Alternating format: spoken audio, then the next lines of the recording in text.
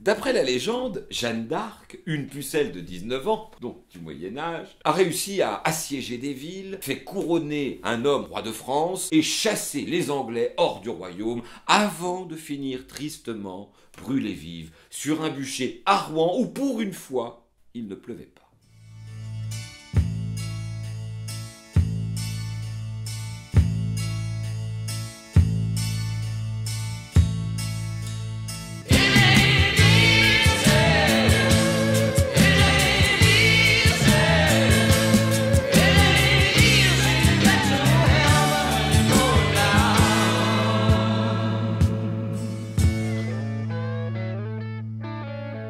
Dans l'imaginaire pop, Jeanne d'Arc est une sorte de déesse nationale française. Une paysanne au grand cœur, taille mannequin. Wow! Non, Ken, ne la brûlez pas trop vite, reconstitution! La réalité est probablement tout autre. D'après ce qu'on sait, Jeanne d'Arc faisait 1,61 m. Pas trop de cou, de grandes mains, pas très féminine. Peut-être même un peu boulotte, d'après les critères de notre époque. Ah!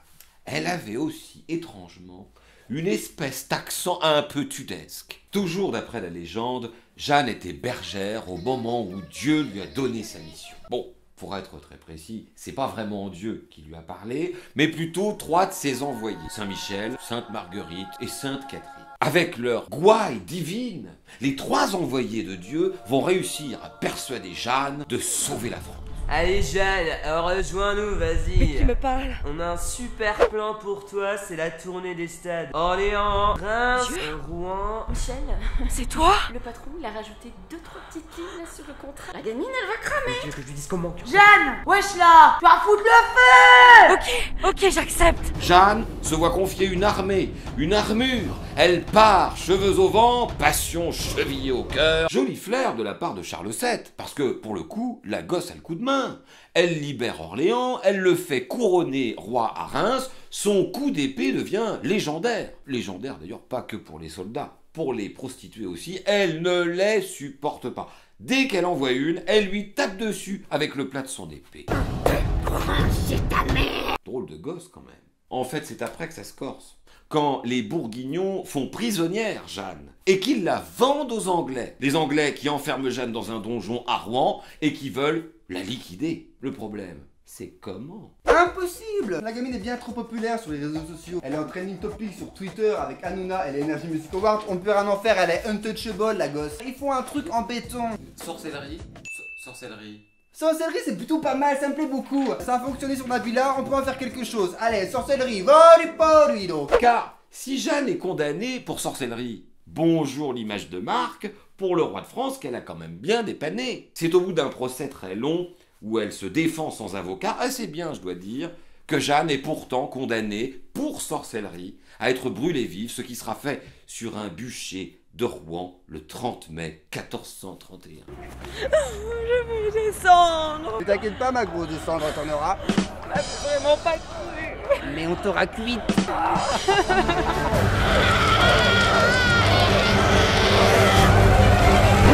Pour être tout à fait honnête, on a bien cru à un moment que Jeanne d'Arc n'était pas morte à Rouen.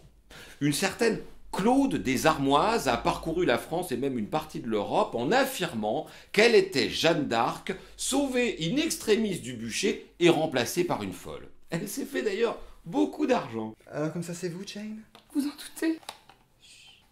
Vous savez, ça a vraiment été un moment horrible. Il faisait tellement chaud, j'ai envie de pas tuer cette seconde de plus. Sur ces gourdins. Brûlant. Ah, les bleus! Les gars! C'est mes préférés, j'en fais la collection. Ce qui est dingue, c'est qu'une autre pucelle de Don Rémy a aussi tenté sa chance au national. En 1874, on a commandé au sculpteur Frémiet la réalisation d'une statue de Jeanne à cheval qu'on placera place des Pyramides à Paris. Frémiet, il est un peu embêté. D'abord, il est sculpteur animalier, ce qui est quand même plus compliqué quand on veut représenter une pucelle. Quoique. Alors, pour réaliser son travail, il décide de se rendre sur les lieux mêmes où Jeanne a vécu, à Don Rémy la Pucelle. Et il se promène à la recherche de l'inspiration jusqu'au moment où il tombe sur Aimé Giraud, qui ressemble trait pour trait à ce qu'on imagine de Jeanne d'Arc. Cette rencontre, c'est véritablement le coup de foudre artistique. Ne bouge pas. J'y suis presque. Laisse-moi encore 5 minutes quand même. Pour Aimé Giraud, c'est la célébrité. Elle est de toutes les fêtes, de tous les salons, elle est de toutes les unes de magazines, jusqu'à ce qu'elle tombe dans l'oubli. On en entendra parler une dernière fois plus de 50 ans plus tard. C'est quoi cette news? En mai 1937, soit 406 ans presque jour pour jour après la mort de Jeanne d'Arc, celle qui a servi de modèle à la statue sera la seule victime de l'incendie d'un immeuble parisien.